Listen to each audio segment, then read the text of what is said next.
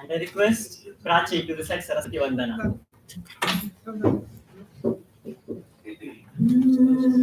या कुन्देरु तुषारहार धवला या शुभ्रवस्त्रावृता या वीर्यावरदण्डमण्डितकरा या श्वेतपद्मवसया या ब्रह्माच्युत शङ्कर प्रभृतिभिः दैवी सदा वन्दिता सा मां पातु Saraswati Bhagwati निःशेषजाड्यापहा.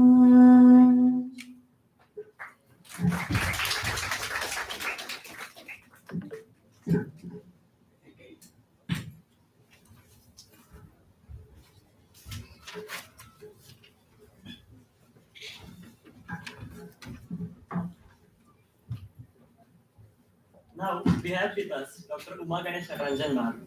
I request Dr. Surekha Deshmukh ma'am to felicitate Dr. Uma Ganesh Natarajan ma'am.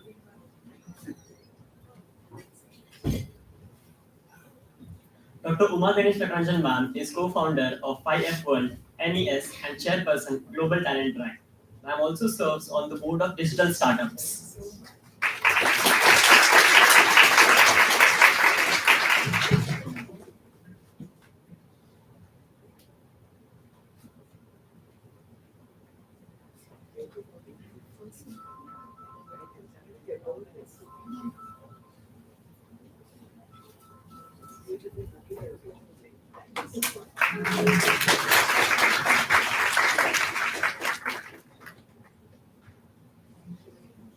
Thank you so much, ma'am.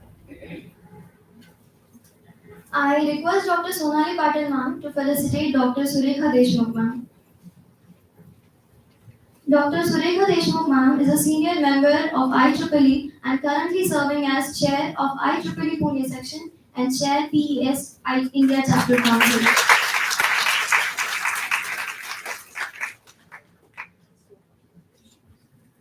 Thank you so much, ma'am. I request Dr. Sonali Patil ma'am to felicitate Dr. Priya Gokhale ma'am. Dr. Priya Gokhale ma'am is Women in Engineering Affinity Group, IEEE Pune section chair.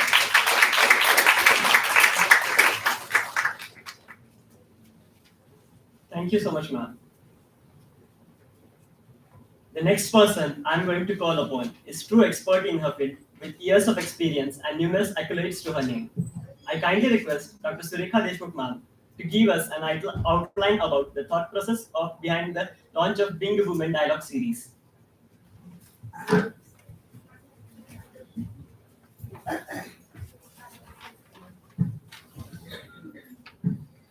Good morning to one and all. Thanks, Harsh and Prachi, for very wonderfully anchoring this particular program. Now, as Sonali mentioned, that this has been my brainchild to create such sort of a platform under IEEE Pune section.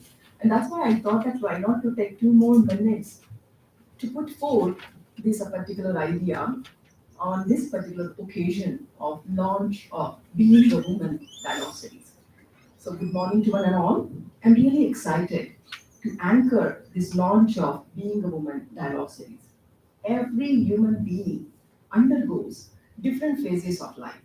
And in each phase, person explores one's own capabilities. Now, being a woman, when I say this, I'm sure each one of you will perceive it in a different way. Why is it so? It's mainly because a woman has different dimensions to her persona. And if you talk about each and every dimension of her persona, there is a story behind that persona. And hence I thought that let's hear the experiential journey of women by inviting them on a platform, creating dialogue with them to understand, acknowledge, appreciate what they have been doing to the society, to the community, to the nation, and to the world at large. Each woman is a born leader, Just remember your mother and you will agree and accept whatever I'm saying. Like every woman is a born leader. So when I shared this idea with my team, all have very excitedly agreed to launch this particular event under the title as Being a Woman Dialogue Series.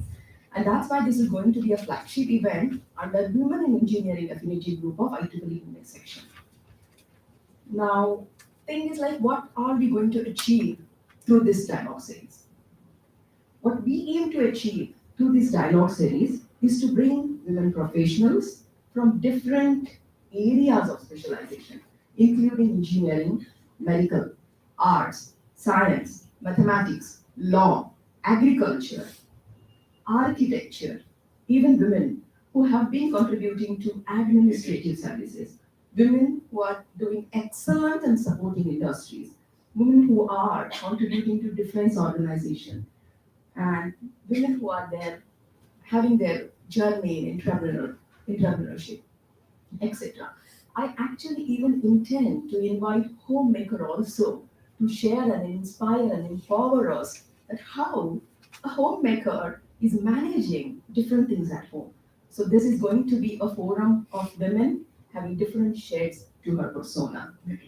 And the objective of this particular forum is to create a picture, I should say a complete picture of a woman, highlighting all her contributions, highlighting all her shades of personality. Now, by aiming to invite diverse contributors, I always wanted to invite Dr. Uma ma'am to be the first speaker for this launch of Being a Woman Dialogue Series. Again, there is a story behind this. The story is like this. In year 2015-16, there was one industry academia connect that was organized by Confederation of Indian Industry, and I participated in that as a Dean of Industry Institute Interaction of PBGCOET, where I was faculty over there that time. And that is the first time I met Dr. Uma. And I got completely mesmerized with her skills as a leader, with her skills in terms of clear thought process, very systematic and strategic conversation. And that has created long-lasting impact on me, inspiring me. And within that 1 hour of conversation, I have learned a lot from her. And that's one of the reasons I really wanted her to be the first speaker. So all I should place on record my thanks to Dr. Uma for for accepting my request and for being here on the launch of Being a Woman Dialogue Series. Her tremendous contribution to youth empowerment, skill building is absolutely commendable and very well known to the world. So graciously accepting a request, today she is there with us. And I really want this conversation to be a kind of an interactive session so that after 1 hour of our interaction, we should feel completely energetic. And I'm very sure that we are going to see that difference after 1 hour of conversation with Dr. Uma.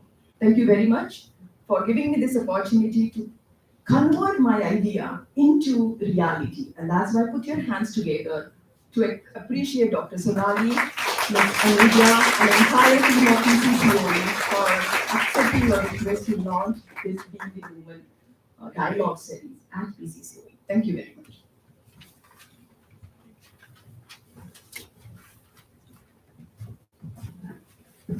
Thank you, ma'am, for your inspiring and cheerful words.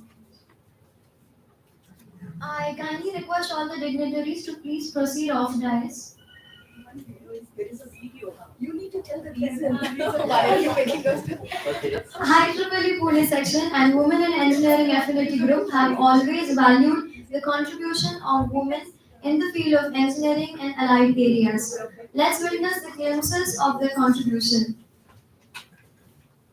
even we can see over there. Provided they are not in this way. And we want in this way. It's nice to hear for you.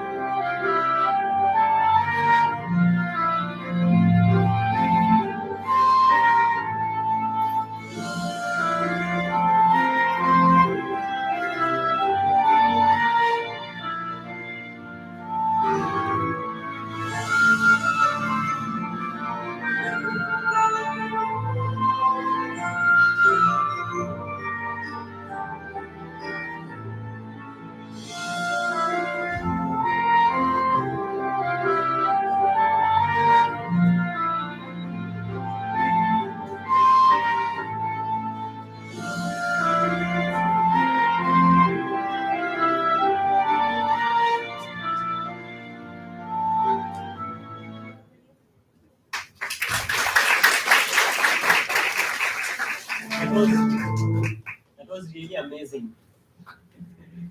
Harsh, have you heard about the saying that goes, leadership is not about titles, positions?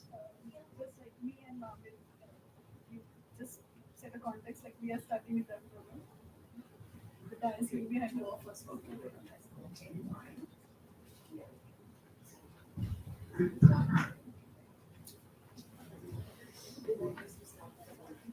नीचे जाएंगे finally Kashmir to are coming down Uma ma'am का brief बनाओगे?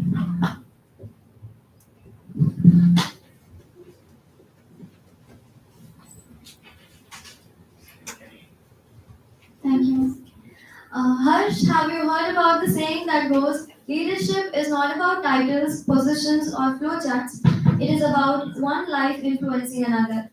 It is the capacity to translate vision into reality. And a great example of it is our today's guest of honor, Dr. Uma Ganesh Natarajan ma'am. Let's know a little more about her. Ma'am has completed PhD from IIT Bombay.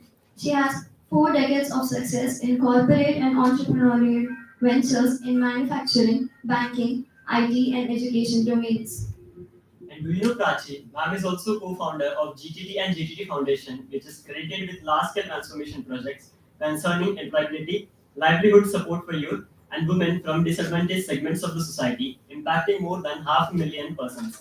Ma'am also serves on boards of digital startups, accelerating the digital success. She also has a regular column in Financial Express, for which she writes the subjects of digital skills and economics. Loud round of applause for ma'am. Now, moving on to the eagerly awaited and highlight of today's event, I request Dr. Surekha Deshmukh ma'am, the host of Being Women Dialogue series, and our guest of honor, Dr. Uma Ganesh Natarajan ma'am, to grace us with your presence on the stage. Thank you. See, I'm here on dais and I would be asking a couple of questions to Dr. Uma ma'am. Believe me, I'm representing all of you. That's why I have consolidated a couple of questions, mainly to understand Dr. Uma as a person, mainly to know what are her recommendations, guidance for youth. And I would like to ask a couple of questions to her to understand her views around social transformation and even digital transformation that's happening across the globe. So the kind of questions which we have put onto the paper, they are classified into 3 sections. 1, knowing Dr. Uma. 2, getting inspired by Dr. Uma and getting her guidance from youth. And 3, the intellectual views of Dr. Uma. So let me begin with first knowing more about Dr. Uma.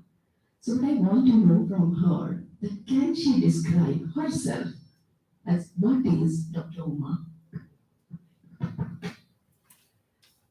First of all, I would like to thank Surekha for inviting me for this wonderful dialogue series, Being a Woman. Congratulations for this fantastic initiative, a very timely initiative. And also, I would like to thank the organizers from this college for hosting this event and spending some time this morning with some of the faculty, the head of the department for IT, computer science. It was indeed very, very invigorating to be here this morning. So, the first question that you're fired, which is to describe myself. You know, if I had to think about who I am as a person, it's something that takes me back to when I was a student like all of you.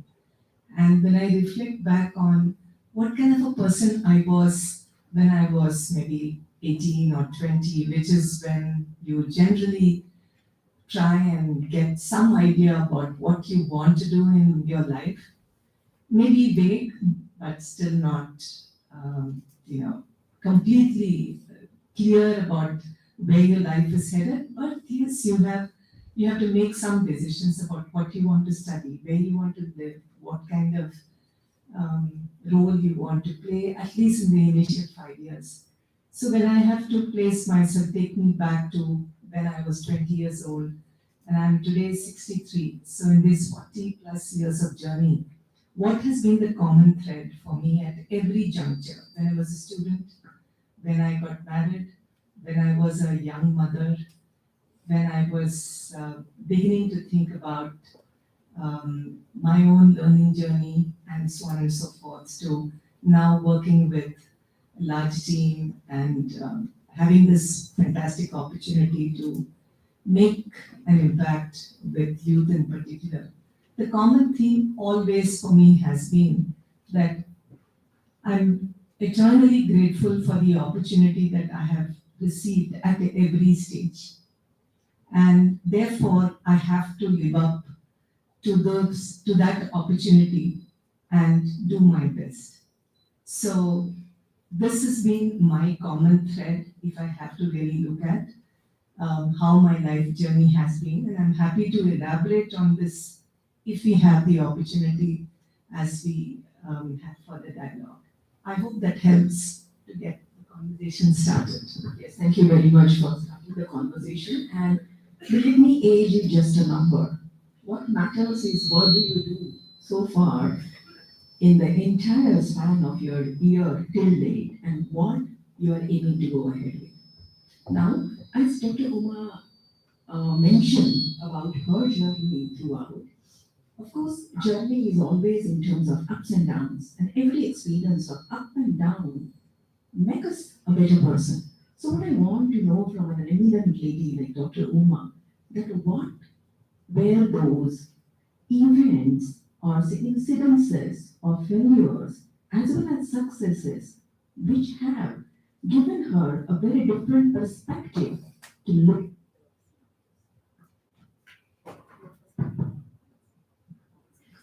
All right. So what I'm going to do is, in order to make our dialogue interesting, and because I'm going to be doing a lot of talking and you're all going to be listening, I don't want it to become very boring. So I'll try and narrate little stories from here and there, so that through the stories maybe we can try and relate to some of the takeaways. So I would like to talk about my biggest learning. It was, in a sense, it was almost going to be a failure, but then how I tried to make it key takeaway for me in my life was when I was part of the manufacturing business. I was actually placed in Nasik in a factory environment, and here I was, full of energy and 22 years old or 23 years old, and I thought I'm going to change the world. And the fact that I was the only woman management trainee and MBA walking into that factory, so I had a bit of, I would say, a bit of arrogance and a bit of overconfidence and oodles of energy that I can do anything. So my boss tells me, okay, now that you are here is something that you need to do, and it involved putting together some data from the shop floor. So I went across, little knowing that the shop floor was completely unionized those days, and it was run by Datta Samant Union, which was a very powerful union, where they had a work to rule and workers thought that they were the bosses of managers. I mean, it was that kind of an environment. And I had no idea about all of these. So I walk in and then I speak to the supervisor and say, give me this data. My boss wants it, give me this data. He looks at me one glance and he says, go away, I have no time for you. I thought, what is this? You know, like I'm coming here asking him for this information and what an insult. So I went back. After 2 hours, I went back to him and I said, this time I realized that I have to be nice to him. So I said, can you please find the time when you can give me this data? So once again, he said, this is not my business, just go away. So here I was, I mean, my confidence was completely shattered. And what I did next was I ran up to my boss. And I told my boss, he wanted me to get you this data. I speak to so and so. This guy is insulting me. He says he cannot give me the data. So will you please speak with him? So my boss, he made me sit on me. He said, you must sit down for a minute. He said, you call yourself a management trainee. You have been assigned a task. And this is the first task that I have assigned to you. And you come back crying to me saying, somebody is not helping you. So please understand, if you have to be successful, you have to find a way and not come crying to me. And thereafter, he said, I'm just giving you another 24 hours. You have to come back with the data. Otherwise, it's your funeral. So then I just, was absolutely shattered, ashamed, anxious. I almost cried.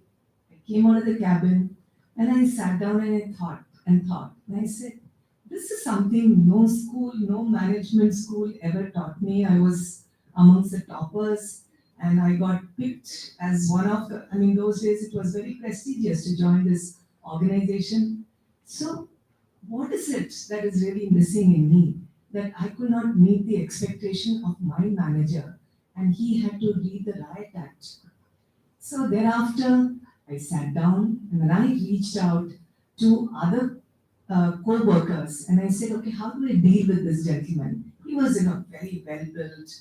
He had risen from the ranks. He did not really care for, all these hierarchies because he was a dada on the floor. And so how do I really earn his respect and how do I earn his attention was something that I conversed with my colleagues. And then I realized that I had to change my tactic completely. So I figured what time he comes into office and when he leaves. And since he has a busy day during the day, I said I'm going to meet him after office hours. So I went and again sheepishly went up to him next day and I said, I know you're very, very busy.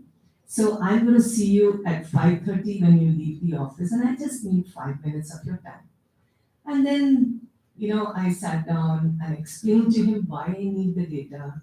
I explained to him the context and I said, see, I need your help for me to be successful. And in my success, you're going to see your own joy and don't let me fail. So with this kind of a conversation and finally he smiled, I won him over and then I finally managed to get the data and handed it over to my boss. So my boss had a big smile on his face and that was a big lesson for me. As I said, it was almost a failure on the first occasion, but I learned my life lesson through this instance and I'm eternally grateful. As I said earlier, each of these instances have given me so much of confidence, so much of clarity, because none of us can really anticipate what to really look forward to and how we need to really cope with those situations. So my first 5 years that I spent in the manufacturing industry, many such incidents like these have given me some beautiful insights about how to really deal with life's complications, whether personal or professional, at every stage of my life. That's one instance, and I said I'm going to tell you many stories. I will talk about other stories as we go along. Sure, thank you very much, ma'am. I just want to ask you one question. What was that year when you have finished your measurement trainee and had this first experience? Which was that year? That was the year 1981. Yes, it was 1981 because when she was narrating her story, I literally became nostalgic because I finished my BE Electrical Engineering in 1996 and I was picked up by Menon and Menon Industry at Kolhapur. Over there also, I'm talking about 1996. 1996, I was a single lady working on machine shop. But still the situation was in a way similar. A single girl working on a shop floor, working with maintenance department. So I was supposed to maintain the machineries. The Menon and Menon is known for engine blocks. So they manufacture engine blocks for all big giants like Tata, Mahindra and all. So being alone, still there is a little bit of twist in the story. The story was like I was welcomed. I was welcomed as a kind of what you can say newness on that particular shop floor. So I got kind of a support from workers. I got support from electricians because they were looking at me to be kind of a delicacy, a delicate young girl has come. What is she going to do? However, as you very rightly mentioned, getting some mentor is very, very important. The way her boss has made her to understand, exactly same was done to me by Vice President Nagaraja. I still remember him. I remember him because one day he called me, he said, see, I hired you because you are electrical. Tell me every day, what is your contribution to the company? What are you doing to the company? What difference you want to bring to the company? I want everything. At that time, I was completely clueless. However, the plus point what I saw there was I got opportunity to set some goals for myself. And those goals which are set by me made me to give that opportunity to rather grab that opportunity to make a difference. And then I was coordinator for total productive maintenance, TPM. They have launched TPM and I was anchor of that TPM. And then of course opportunities were there. But it's a kind of a learning phase and the way Dr. Uma mentioned, narrated her story, I really became so nostalgic about it, and that's why it tempted me to tell about my story also. The thing is now, here, 63 years of long span of career, Dr. Uma, what we want to know from her is how much agile she has been in learning new skills, because from a management perspective, of course, she is being trained with what is expected from a managerial standpoint. But being a chairperson of GTT and handling so many things, what I want to know, what are different skills that she has learned through in last 2 decades almost? Yeah, that's a very interesting question. And one thing I can say that whenever there is an opportunity, firstly, you seize the opportunity, you plunge into it. You may know 50% of the things and 50% you don't know. Very often, I find some of my colleagues being very hesitant to make a change because it's all in our mind. We are all very comfortable doing the same thing. If I'm doing 10 today, I can do 12 maybe tomorrow, I can do 15 day after, if it is the same thing. But if I have to do 10 and I have to go to 15 and out of 15, 5 are going to be completely new things, very often we shudder, we hesitate. And that's one thing I realized was extremely important for me to grow. I'll give you one simple example from the time when I was actually managing the career business and international education business. Aptech was the company that I was part of, and we were the first company at that point of time. I'm talking about the year 1991 to 1995. We were the first company to make foray outside of India to set up Aptech centers. So we set up centers in Dubai and Bahrain and the whole of Middle East. We were the first company to go into China, work with Beijing University and set up 100 centers there. So that was the background I had. And one fine day, I got a call, I got an invitation to meet with the founder of ZTV. I was wondering, why am I being called to meet with this gentleman? I have nothing to do with media. But then I went and had a conversation with him because he had invited me. The gentleman who was in the board of ZTV was a good friend. So I said, okay, I'll oblige him and go have a chat with him. Little did I know that, in fact, at that point of time, I'm talking about the year 1994, 1995, very few homes had even ZTV connections, and we did not have ZTV connection either at home. I vaguely, and we were living in Mumbai at that time, so vaguely had heard about ZTV. And when I met with him, he said, we are running 2 hours of content, and we are the first private sector channel in the country. And he was so proud about what he had achieved, and he said, but I'm paying for the whole, those days to actually telecast a program. There used to be something called a transponder. You had to buy time on the transponder, which was actually in Singapore or Hong Kong, not in India. So, like ISRO satellite, which enables you to see programs today, Doordarshan, all that, that would not give you the time to a private sector player. So he had to pay a whole lot of money to buy the transponder time. And transponder time would always be sold for a block of 24 hours. So he said, you know what, I'm using only 2 hours of my time, and rest of the time is online idle. So मैंने सोचा कि something in education we should do with this transponder time. And I understand that you're doing a lot of work in IT. आप कुछ सोचो, and I want you to think about doing this on television. So I was completely taken aback. I said, this is not something that I expected to do. So I said, okay, give me some time, I'll think about it and I'll come back. So then I went back, and within the next 3 days again he called. He said, मुझे बहुत अच्छा लगा, we met, but have you got some ideas? So then I went back to him after 3 days, said, look, he's calling me again. So I must present some ideas. Who knows, he might look at it and he may say, no, this is not going to work. Then I can carry on with my life the way it is right now. Because I was enjoying traveling around the world, setting up all these centers, and this tremendous amount of work that was happening there. Then I put together a plan, and I told him this is what it is.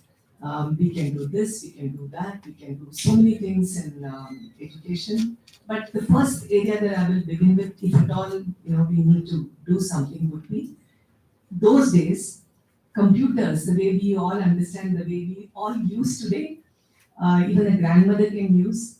Those days, computers were really a mystery. It was so much of a mystery that I can go on and on about it. So when I mentioned this to him, he said, "Ye bahut badhiya plan hai. So now I want you to come over and then set up Z Education for me." So before I know, I became the CEO for Z Education. And so I became an entrepreneur within that organization, where I was given a check of some 10 lakhs. He said, "This is your startup capital. Now you build your own. That's it." So from there on, to think about how am I going to create program, how am I going to hire people, how am I going to make it a profitable entity, not really depending upon anyone else. I mean, there are many, many things. But one incident which really stood out was, okay, I asked him, "You're asking me to do this, but I have no background in media." You know what he said? "I had no background in media either. I was selling rice and I set up this business. So you are young and I'm giving you this platform. So what is it that is stopping you from thinking that you can make a success?" That was a turning point for me. That if someone can have confidence in me, I should have double that confidence. So then I did a bunch of things, hired people, put together a program, all that is a long story. But the first program when it was ready, we called this program A to Z of computers. So within a matter of 3 months of my joining, I learned the ABC of media, editing, production, blah, blah, blah, so many things. Humongous learning that happened. And then when I was about to get it started, so one day I receive a call from you saying, "Acha, aapka program tayar hai. So what do you want to launch this program? What's your plan?" So I thought about it for a minute and I said, "I would like the Prime Minister of the country to launch this program." So everybody around me said, "You are such an idiot, you're such a fool. You could have simply said, you please come and inaugurate the program." And you're saying, Prime Minister? I said, yes, I mean, what really had in my mind, I spoke. Let's see what happens. And lo and behold, next day he was in Delhi. Mr. Narasimha Rao was the Prime Minister of the country at that point of time. And he said, "Ma'am, I'm sitting in Prime Minister's office. What do you want?" He can't come physically. So I said, "I want a sound bite from the Prime Minister saying that computers is a mystery. This is a program which all of you should watch, which will enable you to get this computer's concept demystified." And before I know, I get this soundbite from the Prime Minister of this country. And when the program was about to be launched on a Monday, I think, that weekend, from Friday evening onwards, we had the Prime Minister of this country actually speaking about the program and why people should watch this program. Every hour, there was a promo running, "Watch this program, watch this program." It went on for so long that we started now getting calls from the Prime Minister's office saying, "Ye kya ho raha hai? I mean, you're running it again and again and again, you have to take it off." So then I said, "You know what? This runs from Hong Kong. I can't even stop it here. So maybe Monday, I have given instruction, run it till Monday. And Monday it will be something that, but I'll try." But I didn't try. It went on till Monday. And the whole country, I mean, many of you may not have been born at that point of time, but that was something that was, I mean, instantaneously making use of the opportunity, learning how to use the advantage that may be available immediately or in the vicinity, taking help of other people who could contribute. And this was a stupendous learning. And had I not made use of that opportunity, maybe my life would have taken a very different turn. So there's no question of really going back and say, what my life could have been. But it is all about the opportunity when it comes knocking at your door. Make use of the opportunity, plunge into it. You know a little bit of swimming, or you may, even if you don't know swimming, the fact that you have been thrown into the water, you have to learn to just hold yourself and not sink. So that has been my attitude at every stage of my life. And even today, whether there is new technology, whether it's AI, there's virtual reality, there is blockchain, there is so much happening in our industry, which is not only in IT, but moving into several other fields, sustainability, where you're doing such fantastic work. There's so much happening that it is the curiosity, if you continue to have, you can constantly absorb. Not become an expert in all of these areas, but at least learn to appreciate how these technologies, these opportunities are going to change the way we have to think and work and guide others. So that is some glimpse that I wanted to share with you in terms of why learning at every stage is important. 100%. Absolutely agree with you. It's nothing but like we have to grab each and every opportunity. I always find multiple people, showing little inhibition of getting an opportunity. Though opportunity is there, unnecessarily with whatever kind of inhibition person has, they do not grab the opportunity. So the important takeaway of this particular storyline is grab the opportunity, because then it's not that each one is going to get the opportunity. If there is opportunity, grab it and then give justice to that opportunity so that you can make a difference, build that confidence, and then that opportunities will keep on coming to you. So this is absolutely important takeaway of this storyline, mainly for those who are little shy. So don't be shy. Be bold, taking up opportunity. This is a takeaway which I get from this conversation. Now, when we look at her entire journey of taking up all such kind of magnificent opportunities and turning them into something which is absolute success, what we would like to know from you is, how do you balance your life, your personal life, your professional life, your friends, families, and most importantly, your passion? Because this is one life that we get, and we really want to do everything in this one life. So I want to know from Dr. Uma, How did she manage personal, professional, passion, and whatnot? Thank you for asking the question, and I've been asked this question many times by others, and I'm sure these are questions all of us, particularly women, face every day. But when we look at successful academicians, successful corporate executives that who are present here today, and many girls I can see in the audience, you are going to face similar situation, motherhood, family pressures, attending to schools requirements of your children, coping with requirements in the family, then office, and so on and so forth. How do you really balance all of these? The bottom line, the answer for all of this is you need to be clear. You, me as an individual, what is it that I want to really achieve in my life?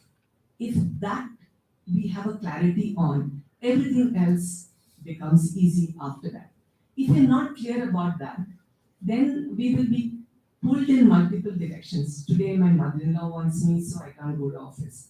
Tomorrow, my child requires me to come to school, so I better give up my work. The third day, my husband wants coffee to be made at this particular heat and should be available at 8 a.m. on the dot, whatever I'm doing or not doing, and then I want to give into it, then you can't achieve what you need to do. So basically, again, I would like to narrate the story. When I was the CEO for Z Education, Ganesh, my husband, was, I think he had just taken over as the CEO of Zensar. Both of us had enrolled for a PhD program at the IIT. As we were running these, taken on these big responsibilities, we also got this brainwave, no, we must also do our PhD. And our goal was before our daughter actually finishes her school, that is her 12th, we should finish our PhD. We were a little late, we couldn't achieve it within those 2 years. By the time she was finishing her 12th, it happened maybe 2 years later, but we did manage. But at the same time that we were working towards a PhD, we had certain submissions. And this sort of external candidate concept at IIT Bombay was very nascent at that time. I'm talking about the year, I think it was 95, 96, 97, somewhere around that time.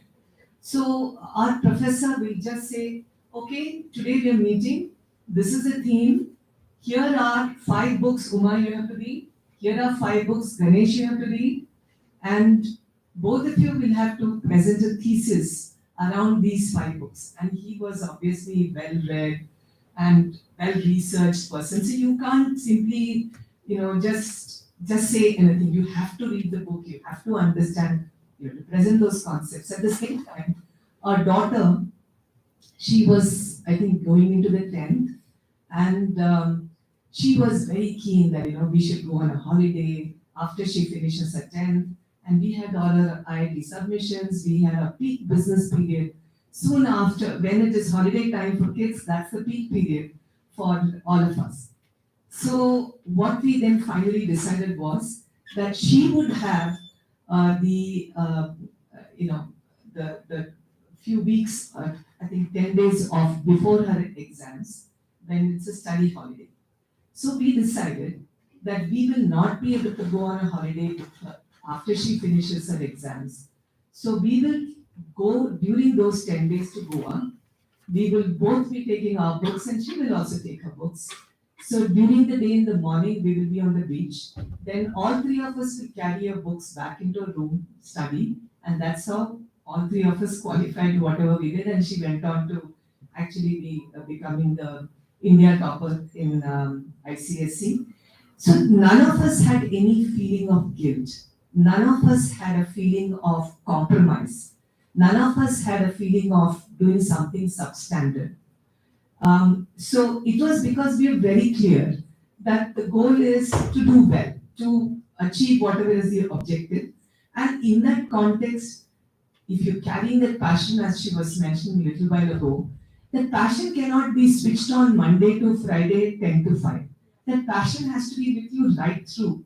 Therefore, whether you put in 12 hours, whether you put in additional hours after the family is gone off to sleep, whether working over the weekends, it really does not matter till today. If you think about balancing, things balance out themselves. If you're clear about the objective, you carry the passion with you, then the world will come together to accommodate your priorities and their priorities, and it will get sorted out. So, but you have to be very clear. So when you're choosing your partner in life, when you are trying to get across to your own family, particularly for girls, that is a very big question. When I'm going to get married, I have to listen to my husband, I have to listen to my in-laws. No, I want to get married into a family where everybody will also listen to me. These are some of the preconditions we have to set and be very clear. Then I think life will really be wonderful for you in the days ahead. 100% agree. So again, the takeaway of this storyline is be instrumental in building your own ecosystem, because to whom you involve in your ecosystem will matter a lot in your own growth and even supporting your ecosystem. As Dr. Uma was telling her story about PhD, I see many of the faculty members with DR in front of them. And specifically, I remember getting that doctorate degree is nothing but like giving a birth to a baby, believe me. And even men also remember the day of Viva Voce, irrespective what is the age of that faculty member. Just ask your director, he will be definitely remembering the day of his Viva Voce. Why? Because it is so important and important in terms of transforming yourself as a person and a professional. That is something what happens as the PhD program is concerned, and this is tremendously encouraging to know. Apart from their successful professional career, both of them they thought of getting this doctorate and contributing through their thesis to the society. So this is commendable. That made me to again recall my own story. When I started my PhD program, my daughter was 1 year old. And when I finished my PhD and got awarded with the degree, she turned to 7 years old. So it took 7 years of a span to complete my doctoral degree. And I dedicated that thesis to her. She, being just a child, she couldn't know anything. Now she is in first year of MBBS, and when I told her in between that, I dedicated my PhD thesis to you, her first foremost question was, why to me? What did I do? I said, see, you supported me for not troubling me when I was studying. And she enjoyed, ma'am, the most of my conferences, because for her it was holiday. All of us, we went to all the conferences presenting my paper. So I made that PhD program beneficial to her, being a baby, just go around with parents. She also got naturally some sort of good quality time with parents. Now, as per our conversation with Dr. Uma is concerned, knowing about her as a person, now I want to shift the gears and I want to know more from her as a professional. What is her, let me ask this question this way. Given an authority to Dr. Uma to anchor and lead youth, I want to know from her, how would she like to utilize youth? This is a really nice question, and see, the fact of the matter is we are so blessed, this country is so blessed with the percentage of population being so much in favor of the youth. This is the fantastic time for anybody to be born in this country and to be young, to be able to start off your career at this stage. This is the most precious moment, precious gift that you have to yourselves. So if you were to be looking at me anchoring, or for that matter, you finding focus in your own life, there are 3 things I would like to just mention. First and foremost, you need to think about not just yourself, not just your family. All of that will be taken care of because you're fortunate to have got the education. but think about what is it that impact you are going to make for the society, directly or indirectly. I'm not saying that you have to join an NGO and work with an NGO to make that difference. But if I were to have that opportunity, I would want each one of the young persons in this country to think about one dimension of the society where you think you are going to make a lasting impression, lasting change, and start work on it from today. Now, we are all hearing about sustainability. You might have thought about it, or you may not even heard about it. But this is such a powerful concept, and you have such a powerful opportunity to make a difference. Because sustainability is nothing but how do you make economic stability happen? How do you make environmental safety, protect the environment, and of course, how do you build on the social capital? So you can pick on any one of these dimensions and try and see how you can make a little difference around you. And that will go a very long way in making this world a beautiful place, a wonderful place for the next generation to be part of. And you have that energy. You have the ability to change anything in the world. You have to go out with that confidence when you're finishing your formal academic education and tell yourself that you are an agent of change. And as an agent of change, you would not rest until such time that you see that your little steps are beginning to show some results every day. Just look outside in your own house. You're throwing the waste. What can I do to do something with the waste? You are working, there are boys here. You think all of this about gender diversity that companies talk about, and that they are doing a lot of work for women to be part of the workforce, for instance. That is not meant for only women to be feeling good about. It's something for you tomorrow when you are part of the business, part of the academic institution, whatever you do. How are you going to be able to make the world so beautiful that men and women can work together and create something really meaningful and impactful? So there are many, many ways in which you can make that change happen around you. And so let's start thinking about it today and start acting upon it today in these three ways.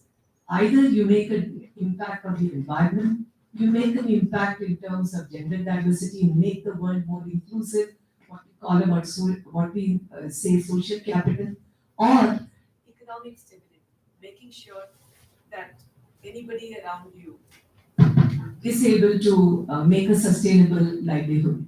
One of these three areas is what I would encourage youth to be part of and build their careers, build their lives, keeping some of these aspects in mind. Thank you very much for this advice. There is a question from the students, Now they are in this specific naive age that at this stage, rather than getting confused, they won't be able to make any decision as per what they would like to do after their graduation. Now you being into this career or a professional for more than 3 decades and having witnessing the business transformation which is happening across globe, what would be your advice to these budding engineers, freshers, that how they should carve out their own career? What are different opportunities that they have that they should try to focus on? See, everybody, we all have our own strengths, we have our own aspirations, and we all have some opportunities in front of us. So when we connect these three dots, your strengths, your aspirations, and your opportunities, you will find a starting point. And at that starting point, don't worry, don't think too much about how much salary I'm going to get. Think only about one thing: how much of learning I'm going to get. By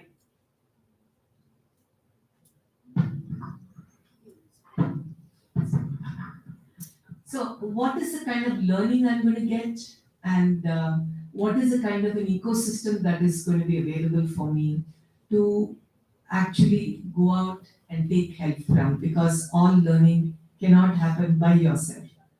So if you just keep that in mind, coupled with connecting the three dots I mentioned, then you will find your own pathway. You will find along the journey that there are some of your classmates who want to become entrepreneurs. Some of them are born with a silver spoon. Some of them are joining name brand companies, and you are joining a not a name brand company. None of these matter. We are, once again, I can tell you that we are born in this country, and this is a country that the whole world is envious about because of the power of what we call the demographic dividend, because of the opportunities that there are in front of us, because of the access to education, which all of us have had and will continue to have. This is one of the greatest starting points for any of you. You travel to any part of the world, and if you say you are from India, the kind of respect you get, no other country, no other nation has that kind of respect as we have. It was not this case maybe 25, maybe 50 years ago when I started off my career. We were still being looked upon as country which produces, the country of snake charmers, country which produces cheap goods. IT was not yet known on the horizon for all the countries, but we were in this country, Mexico, and we were traveling in some rural parts of Mexico. And the taxi guy, when he looks at us, he said, "Oh, India, IT." That's the way, India is really looked upon as country which produces minds and intellect and talent for the whole world. So here you are blessed with these opportunities and have this confidence that you are going to make a big difference. And the rest will be history.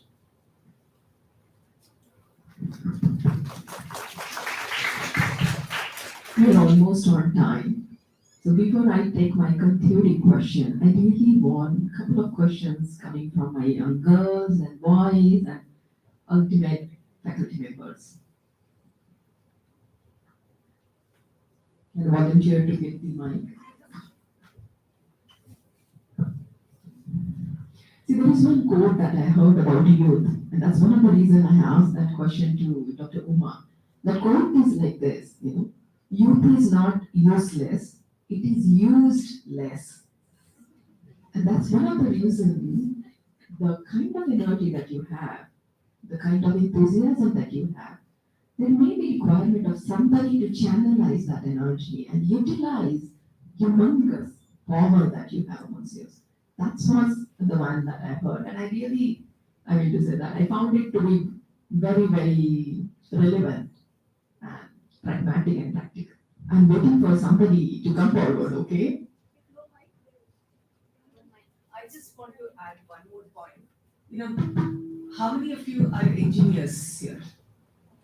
Okay, fine. So all of you are engineers. See, one of the things or a misnomer that we've had in this country is that engineers means if you're studying and pursuing engineering education, you don't have to do anything with all this mumbo jumbo stuff called arts and language and literature and all of that.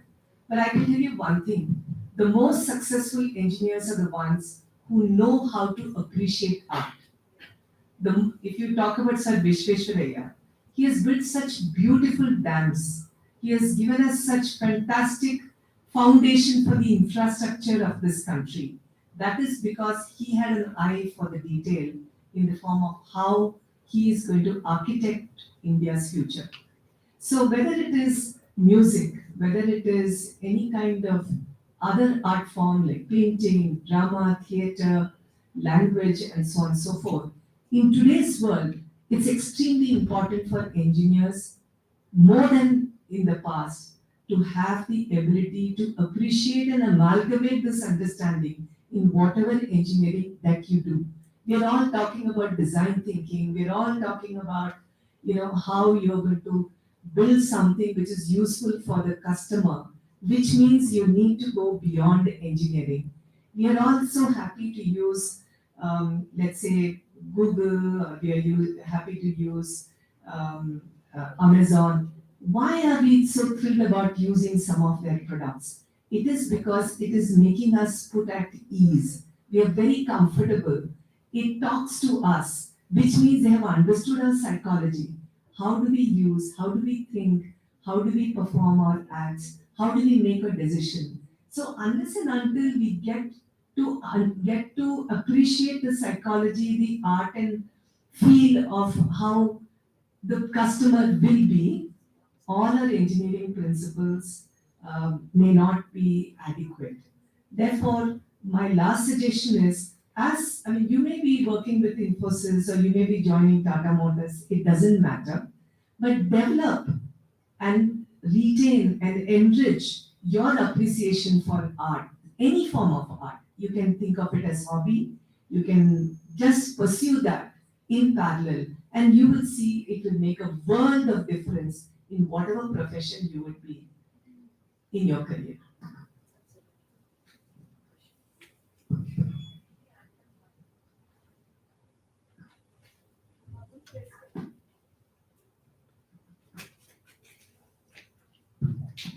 See, in line to what ma'am's suggestion goes about arts, we are all aware of STEAM, it's science, technology, mathematics, and engineering. Now, under IEEE Pune section, we have started 2 years before a very important initiative called as STEAM to STEAM, where in that STEAM we have accommodated A. So now it becomes STEAM, STEAM to STEAM, where along with engineering colleges, students from agriculture colleges, we are building that ecosystem in appreciating the element of art and how engineers and students from other colleges like science and agriculture can make a difference with that view, taking into consideration arts in their day-to-day designing of a prototype, helping agriculture, farmers, etc., etc.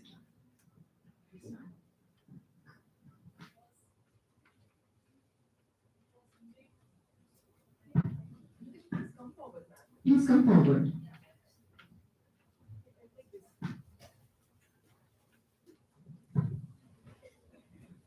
I'm a teacher, so if I speak from here, Everybody would listen. Thank you so much.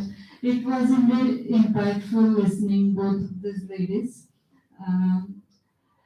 And two questions which Surekha madam asked, Uma madam have touched many sides. I have one more to ask so that would make more importance to girl students. Uma, when we started, when we were studying, it was school education for which government was giving impetus that girls' child should start their education.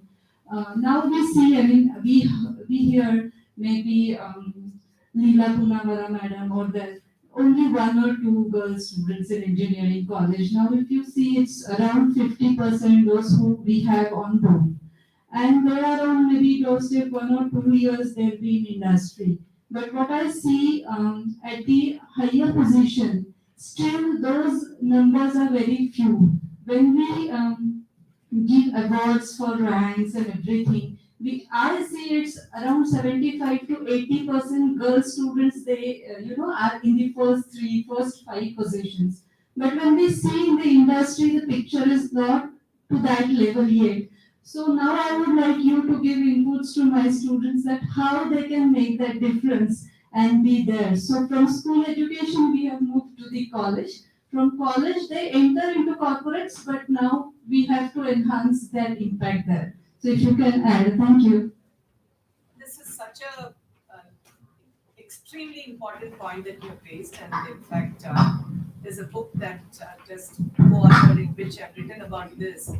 What is shocking is that it's in the last 25 years, as Madam just mentioned, we have come a long way. Whether children, girls going into schools, girls going into colleges, companies making all kind of policies to make it a very, very congenial atmosphere for women to remain in workforce. Despite all of that, what is shocking is in the whole of South Asia, if you were to compare India with even countries like Bangladesh and Nepal and Pakistan, the percentage of women in workforce, educated workforce, is actually reducing year by year, which is a very disturbing phenomenon. Because at the end of the day, look at it this way: the country, the government, the educational institutions, your family, and yourself, you have invested in getting you up to this point. And thereafter, when we give up that sort of a value of whatever has gone in until then, who is responsible for this? I would say fundamentally, we, as in the person who's giving up career, is totally responsible.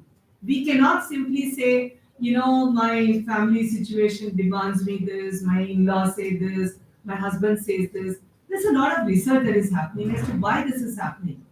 You see, in our times, we had to stick on with our jobs.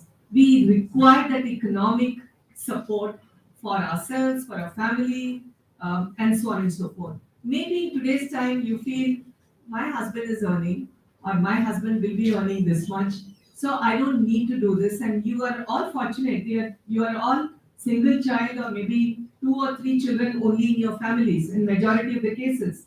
But in our times, we're all like, I'm the head of a family where we are 5 siblings. And similarly, you will find in other cases also. So we felt it was important that we got this opportunity. We were very grateful for this opportunity, and we were constantly told that you have to be a role model for others in your family. So similarly, you need to really remember that you got this precious opportunity, and therefore you have to be a role model to others elsewhere in the society who may not have got this opportunity.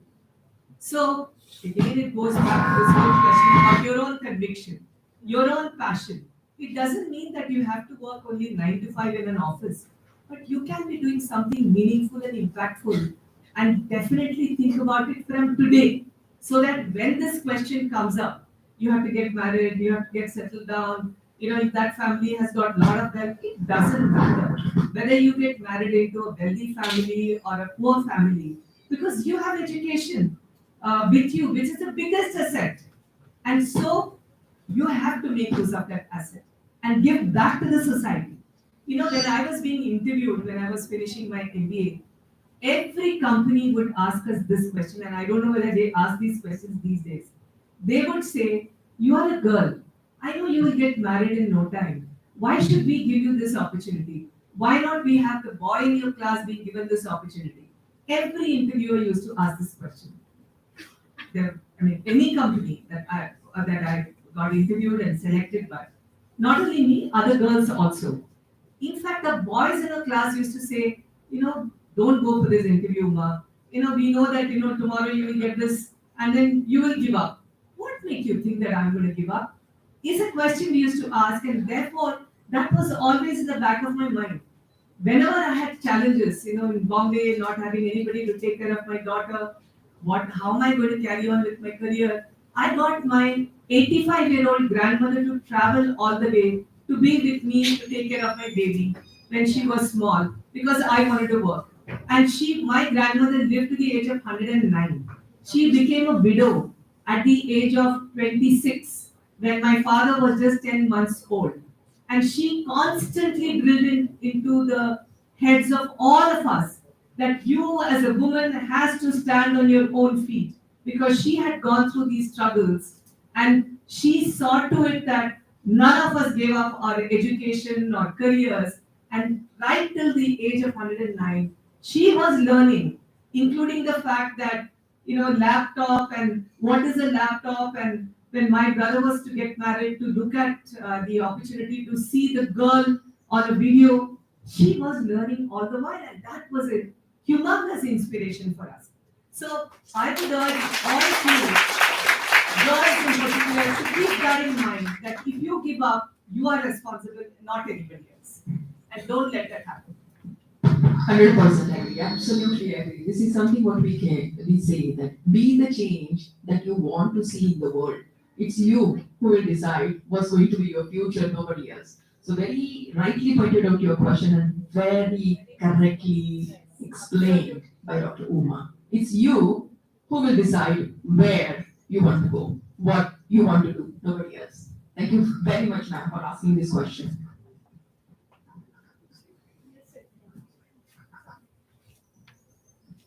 Ma'am, I want to ask, how well have you maintained a positive approach throughout your work life till now? See, to remain positive, first of all, we have to accept that there will be failures, there will be setbacks. And but every setback and every failure, there is an opportunity to learn. Dust. I mean, like you're running, you fall down, you get up, you dust yourself up. Again, you run. You have to constantly run in this life. If you're born, I mean, you will stop running only when God wants us to stop running. If you have that approach, life will be positive. And today morning, I'm so delighted to be with all of you that I'm going to take with me a lot of positive energy to whatever else that I'm going to be doing rest of the day. So that in a nutshell is what life is all about. It's not going to be all the time positive. There are going to be definitely setbacks and failures. But what do you gain out of that? Yes, momentarily you're crestfallen. Something did not happen. But even that can give you energy to do better. So that's a mindset that you need to develop.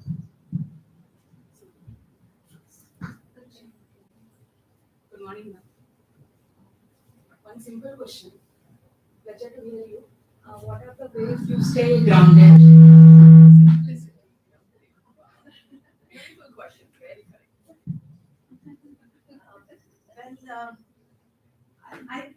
Every day I get up, I feel that I'm really privileged to have got to where whatever I'm doing today. To have the freedom, the flexibility, the ability to do what I want to do. So I think that feeling of gratitude and the fact that my parents gave me an enormous opportunity to do whatever I want and never made me feel that I'm a girl that I can't do this. Never. It never entered into anybody's mind in our family. So I should pass on that sort of a feeling to everybody. And yeah, that's about it. So being grateful every moment that we are able to do something, it's an opportunity, it's a privilege that we have got. And that's what I remind myself every day. That's about it. Good afternoon, ma'am. Myself. Ma'am, you are aware about AI, machine learning, even blockchain, Web3. So, I just want to ask how you keep yourself updated technically in so sound. I don't know whether I'm sound, but definitely I try to keep myself updated. One is, in this field, there are many things that come to you. Today on WhatsApp, there are so many things. So I tell myself that I want to be part of select groups where I don't want too much of noise. If I want noise, I can always reach out for all of that fun, frolic, wherever. But something which will enable me to be up to date and develop my own thinking. I'm part of a few groups so that whatever is cutting edge come to me through that group. That is one thing. Reading is, of course, the other way to keep oneself updated. And fortunately, because of my research inclination and my writing inclinations, whether I'm writing for a book or writing my periodic articles for Financial Express, willy-nilly, I have to be aware about what is it that is happening and being part of those conferences. And it also helps that I have a husband who's also equally interested and inclined towards technology. So, that also it is, as I said a little while ago, everything is a bit of an opportunity and a privilege wherever you are, and make use of all of those. And then this morning I learned a lot from her about the initiative that she's putting in place for sustainability in TCS and elsewhere. So that has given me cues to go and read up a few more things. So all of those ways I try to keep myself updated.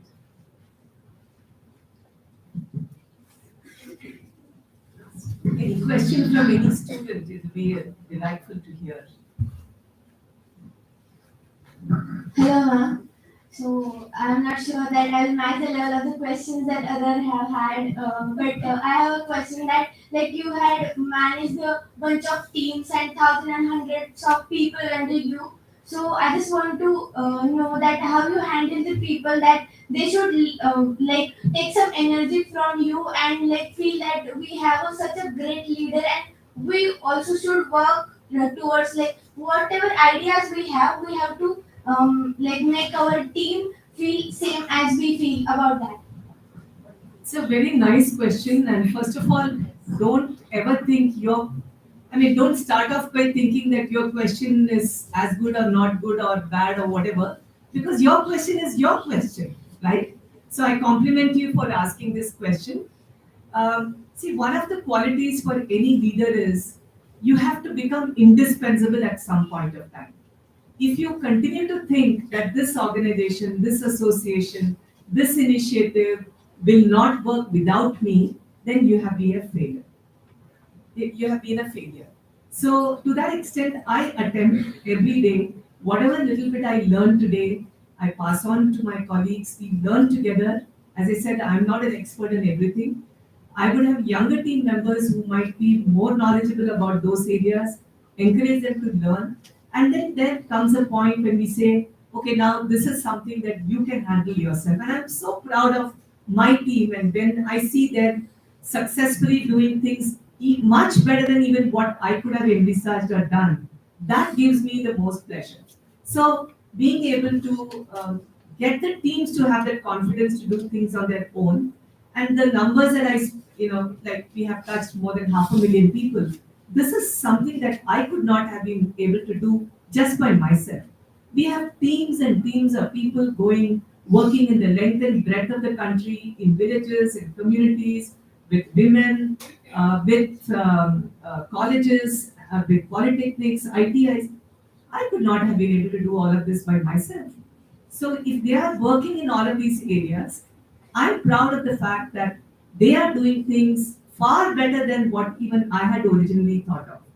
So that is one of the qualities as a leader we will have to develop very, very early. And this I learned from my mother. My mother retired at the age of 58 from All India Radio. And she said, in All India Radio, I did a lot of things. I could, through the medium of All India Radio, much before television came along, I could actually do a lot of programs for women, a lot of programs on health. And she influenced to whatever extent through the medium of radio. But after she retired, she said, all that experience, what am I going to put it to use for? How am I going to channelize it? So she picked an area where she was living in, that is in Pondicherry. And you will be surprised to know that a lot of women around where she was living, they had never got an opportunity to step out of their house, to go to a post office, to go to the bank, do the basic things. So she formed an association for the benefit of women. And she was obviously the founder president of that association. And she told herself, in 5 years, I have to become indispensable. And can you imagine, today she's with me because of COVID and my father's bad health. She's close to 90. And she has such a pleasure talking to other women she has made leaders of the association, who will call my mother and say, we did this today, we've done this, we've invited the governor for this program, we have published this journal. And she takes pride in the success of those women. So when I look at my mother having been able to influence and create other leaders, that is what I try and do every day. How can I create another 5 leaders, another 10 leaders, and through their success, I find my joy, and try and create a new benchmark, new milestone for myself as to how can I become even better leader, to be able to create 100 more leaders, as long as I have the energy and as long as I have good health. Thank you.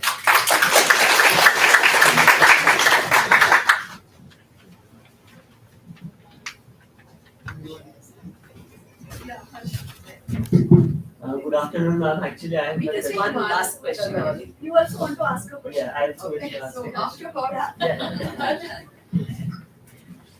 Ma'am, actually this dialogue really inspires us, but I have only one small question that how you used to manage your stress? Wonderful question. Yes, that is a very good question. All of us go through stress, and how do you get rid of stress? For me, the stress reliever is actually gardening. When I work, whenever I'm in a bad mood or when I'm down and out, I just go and just be in the garden, be with the plants, touch them, feel them, and I just feel a new sense of energy coming out of that. That is one thing whenever I have an opportunity to do that. The second thing is I realized why does stress get created? Stress happens because something that you have done is wrong or something that you did not anticipate has happened and you do not know how to handle it. So when the first thing has happened that something I've done is wrong, I think about it and I know that this is a mistake I have made. I have no qualms in reaching out to whoever it is. It's a customer, it is my student, it is my faculty, to whom, somebody that I had to raise voice against. When I realized that I have created a stress for myself and the other person, I do not have any qualms in going out and apologizing to that person. That's one thing has helped me de-stress immediately, that I know that I'm in the wrong and I have to apologize. So that is the first thing. The second is situations that you're not in control of, and that creates stress. For example, we were doing some property deal, and the property documents which we had some 40 years back, I just could not find it. It created so much of stress, so much of embarrassment because we had told the buyer, it will be given to you on so and so date. And I was absolutely stressed out. It became a huge embarrassment for me. So what do? I have to go through all the processes, go to the police station, go do this, go do that. So it took me 24 hours to calm myself down. And I said, well, this is a fate. I have to go through this. So once again, I had to call the buyer and apologize that this problem has happened because of me, unforeseen situation. And that dialogue itself made myself at ease for some time. And then I went through all the processes and said, okay, now this is going to take 45 days. It will take 45 days. So I don't know whether I've given you an answer, straight answer, but it's all about coming back to control with full realization of a mistake made, apologize. Mistake which is not in your control, have to be process oriented and get your mind to be ready for it. That's about it. Yes, Harsh. Good afternoon, ma'am. Actually, I have learned a lot through this conversation. But my question is, as you're in such a great position, there might be the times when people try to pull you off. So how do you tackle them throughout your journey?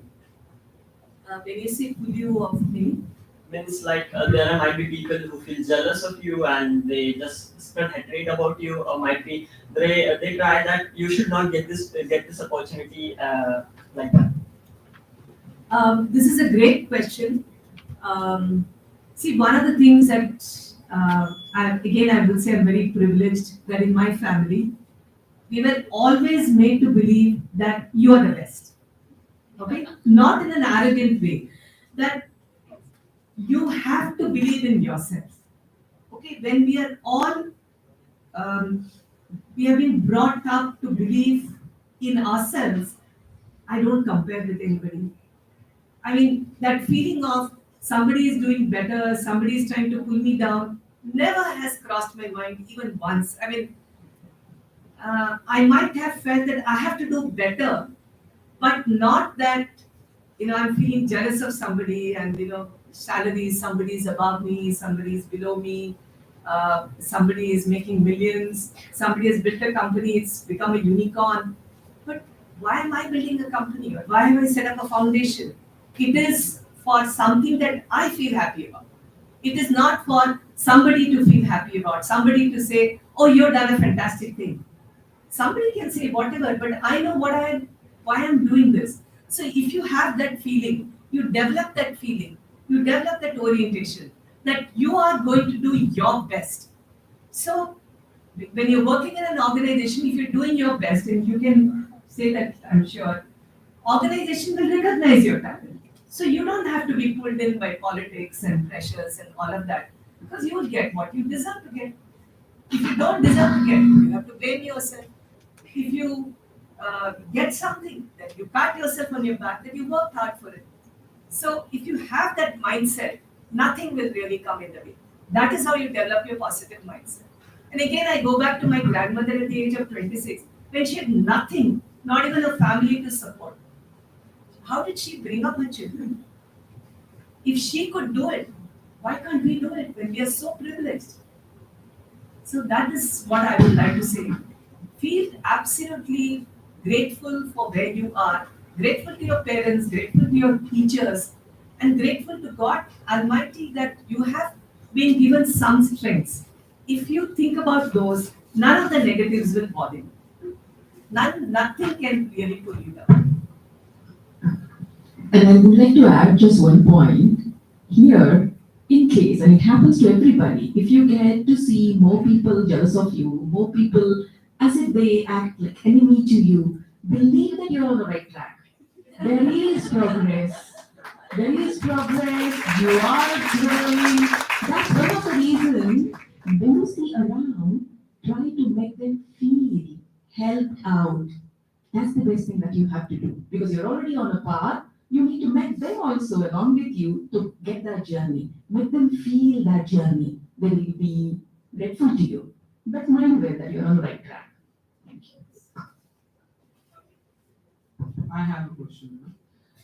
Ma'am, during our journey, maybe in education, maybe further it will be in corporate. Believing ourselves, believing in ourselves is a very important question that we should consider. And small instances often compel us to doubt that are we going on the right track. So I want to ask that how much believing in yourself helped you like throughout your journey. There you might have had self doubts, you might have had that we could have a better approach, but addressing them, keeping ourselves calm, and realizing that we can do it, it's really difficult, and it takes a lot of time. So how should what should your pace, in believing yourself, and how should you have that approach towards a positive life? Great question. Believing in yourself, when I said that, believe in your capability. But yes, there will be sometimes questions for which you don't have a straight answer. There may be three things and you don't know which option to choose. That's why having mentors in your life very early is extremely important. You must look out, and mentor need not be one person. You will find as you go along, keep your eyes and ears open. Somebody can support you at this stage of your life, maybe your teacher, who's much more aware about the opportunities than maybe your parents. And many of the girls here in particular, you might be first generation college girl in your family. So maybe in your family, there is nobody who can help you believe in yourself, or that maybe some of the mothers have known this, get married, settle down nicely, listen to your husband and children. Maybe that's the environment in which you are growing up. So in that context, when we say believe in yourself, you may be wondering, how do I believe in myself? This is what I've been made to believe. So it's a fantastic question you're asking. In such situations, please reach out and see who's willing to give you, in a very unbiased manner, answers to your question. That will help you resolve the questions in your mind. 10 years later, you will find mentors in your own organization, within the industry, and so on and so forth. Being surrounded by people who are well-wishers without any kind of expectation from you, and can give you very critical, even negative feedback, which you are willing to accept. And I find that a lot of youngsters are very hesitant to receive negative feedback. Unless and until you are open to receiving feedback of any sort, there is no opportunity for us to improve. Because parents will always, even when they scold you, they'll say, after all, you're my child. So they will only say things in a very affectionate way, but not in a critical manner to correct you, to make you behave and conduct yourself in a way that you will be successful in your career. Not only an outsider who is removed from all of these kind of associations can give you that kind of a critical feedback. So, bottom line is have mentors. That will go a very long way in terms of how you should shape your careers. And in my company, we are just working towards a budget today. And I was narrating an incident which goes back to when I was 23, working in the manufacturing industry. And the managing director of that company happened to be my mentor for many, many years thereafter. And he used to say in our monthly reviews, budgets, what you will achieve, all that is mechanical because it's post-mortem. What you have done, what you have not done, that's all fine. But he introduced a concept called profit improvement plan. Whether you are in accounts department, whether you are in delivery, whether you are in manufacturing or sales, every day if you think about how am I going to be contributing to the profits, you will find new ways of excelling in yourself. And that is a thought process which I've carried into whatever I'm doing today. And that's what I've said to my team that next year we will have a PIP, profit improvement plan, not just the budgets of revenues and bottom line that anyway we will achieve or we will not achieve. That's different. But if you think about PIP, you are going to innovate yourself. So I'm saying, please have mentors like that. That will be lifelong. Those thoughts will remain with you. I had one more question, ma'am. Ma'am, I wanted to ask that how do you overcome the feeling of falling behind in the race? Like, how do you focus on what we have to do today instead of worrying about what is left for tomorrow? See, extremely important that in this fast-paced life, you got to set a bunch of things that you want to do today. That if you don't do whatever you have planned for today and being realistic about it, then obviously this will get pushed to tomorrow and then the day after. So always have a cushion that if I can't do it by today, maximum I have to do it by tomorrow. If you have that orientation and have a sense of urgency to complete anything that is asked for example, if we are told, okay, you have to submit assignment, you have time 15 days. Most of us have the tendency to say 15 days, no, I will work on the 14th day. Then 15th day it will not happen because your teachers are also smart. They know that you will require at least 4-5 days to think, read, analyze and come up with a report. So I'm giving that as an example. Even when you start working in your career, you would always have bunch of things to do. And never wait for the last minute to do. Start doing it from now so that 9 out of 10 cases you would be able to finish on time. 1 out of 10, maybe you require more time, but you're conscious about it. And you say, well, I couldn't do it today, but I will definitely do it tomorrow. And your teachers or bosses will appreciate that you always try to do things on time. And see, ultimately, the judge has to be yourself. Not your teacher, not your bosses, not your peers. You have to judge yourself every day. When you get up in the morning, look at yourself in the mirror and you say, oh my God, I haven't done these 9 things out of 10 things. I have to feel ashamed. So I don't want to feel ashamed in front of my own mirror. If you have that orientation, I'm sure you will never lag behind in anything that you go out there. Obviously, you have to be realistic. You cannot have unrealistic goals and say, I have to achieve all of this at this time. So that judgment, yes, you need to have. And based on that, you need to plan. Thank you, ma'am. So, any more questions? Okay. So, this was the most interactive session I have been ever. So, that was highly inspiring. And the motive of this initiative, being a woman dialogue series, was definitely and visibly achieved. So now I request Dr. Sonali Patil ma'am to please proceed to the dais. And I request PGCET IEEE branch counselor, Mrs. Anuja Zadav ma'am, to conclude this event with vote of thanks.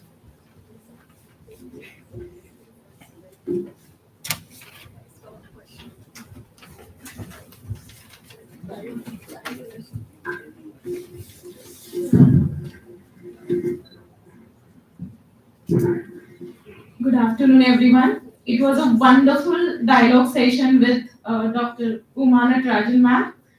So I am Anuja Jadhav, PCCOA IEEE branch counselor. First, would like to thank IEEE Pune section and WIE Affinity Group to give us. They have given us the opportunity to host this wonderful dialogue session. Thank you so much, ma'am. I deem it an honor and privilege to propose a vote of thanks on the memorable occasion of launch of Being Woman, a dialogue series with our wonderful guest, Dr. Uma Ganesh Natarajan ma'am. Thank you so much, ma'am, for your valuable presence. I further extend my thanks to Dr. Surekha Deshmukh ma'am, Chair IEEE Pune section, Dr. Priya Gokhale ma'am, Chair WIE Affinity Group, Dr. Simran ma'am, Secretary WIE Affinity Group, for their valuable presence, support, and guidance. Thank you so much, ma'am. I would like to thank PCCOE management, our beloved director, sir, Dr. Govind N. Kulkarni, our head of the department and IEEE senior professional member, Dr. Sonali Patil ma'am, all faculty members of PCCOE, and all the student volunteers of IEEE. I conclude my vote of thanks with very famous quote. Be strong enough to stand alone, smart enough to know when you need help, and brave enough to ask for it. Thank you all.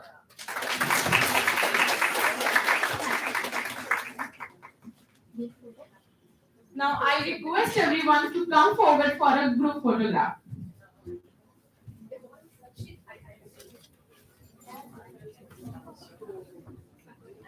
I request all the faculties to please come forward for the group photograph.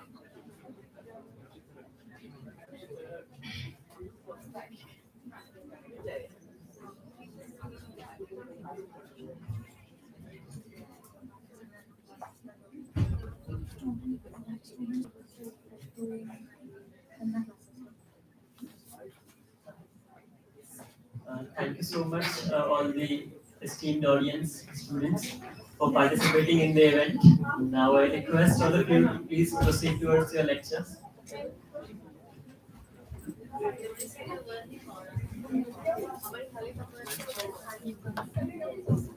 It's okay.